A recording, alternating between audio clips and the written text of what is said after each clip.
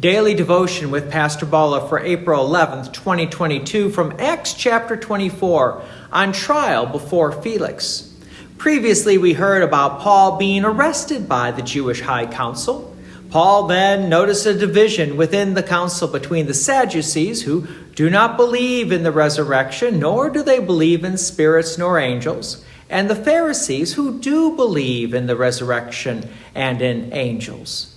Paul uses that division of the Jewish High Council to his advantage, and a division takes place, so much that Paul had to be rescued by the Roman government. While in prison, Paul then received word of a plot to kill him by the Jews. So the Roman government then moved him from Jerusalem to Caesarea. So let's continue the account in Acts chapter 24, verse 1. And after 5 days, the high priest Ananias came down with some elders and a spokesman, one Tertullus. They laid before the governor their case against Paul.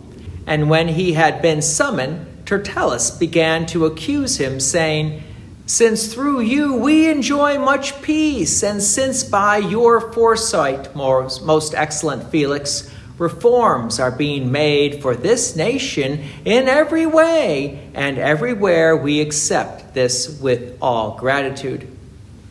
Notice the beginning of the speech had nothing to do with any accusations against Paul, but it's called buttering up the judge. Verse 4. "But to detain you no further, I beg you in your kindness to hear us briefly. For we have found this man a plague, one who stirs up riots among all the Jews throughout the world and is a ringleader of the sect of the Nazarenes. He even tried to profane the temple, but we seized him. By examining him yourself, you will be able to find out from him about everything of which we accuse him." So the charge was laid out against Paul in verse 5, that he stirred up riots among the Jews. And verse 6, he profaned the temple. And the implication is, you can figure the rest out. Wow.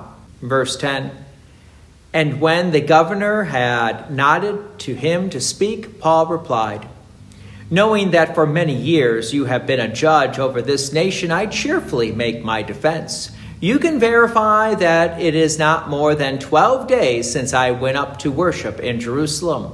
Verse 12, "And they did not find me disputing with anyone or stirring up a crowd, either in the temple or in the synagogues or in the city.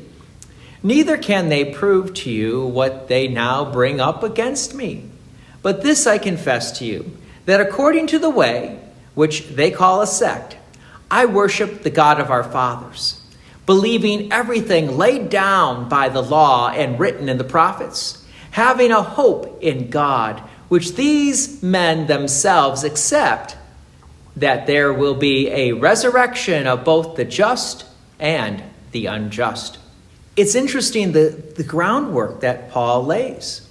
He's basically saying he's just continuing to teach the same promises of God that the Jewish people had. It's in the hope of the resurrection. Verse 14 is also interesting because they call Christianity a sect, whereas Paul is talking about the way that sees Christ as the fulfillment of all the promises of what we would call the Old Testament. Paul also goes on to say that Christianity is the way because at that time, Christianity was considered the way. They didn't quite use the term Christianity. Verse 22, "But Felix, having a rather accurate knowledge of the way, put them off, saying, 'When Lysias the tribune comes down, I will decide your case.' Then he gave orders to the centurion that he should be kept in custody but have some liberty, and that none of his friends should be prevented from attending to his needs." It's interesting that the governor Felix actually had some good knowledge of Christianity. That is the way.